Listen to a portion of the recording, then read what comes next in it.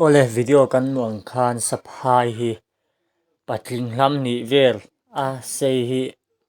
an mana a silain aluan kapa ke chu hei ka ngai dan ve mai me chon kan poite soi ni lo chon hei saphai hei rulam pang ve chu ka ti wang zo nge mo ni ti la thi ka du ngai do mo a them phei chu rul kam hui chon ti lum lovin ka kalsan ngai lo an tia ke chu ka poyan soi vak po ni lo wa min bei dura tang pon ni lo chan ti lum kher kher ka tum no ma se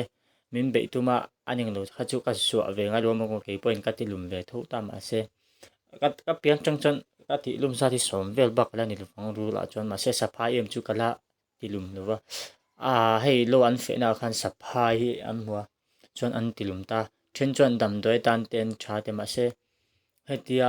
poyan soi te ani lo chon point khoi te ni lo chon mian be te ni lo chan ti lum ngot ngot chu ke chu tha ka ti ber lo ta ba ka saphai pe chu man lai kan pi le pu te tang khan rula po fel pol an soi nia a chunga te hial an lu chuang to kha tiang khopa fel nia a tul viau te ni lo chan ti lum lo sham sham kha ke chu ka duwa ba se menu na han thu sai thei vak ka nei lo va soi vak po ka tum chuang lo wa an du len tilum lu wanga hei chu ka boina lo ama se hei karon soi ve mai mai ania chon employee soi te ka nei chon min lo she thiam don nia lo me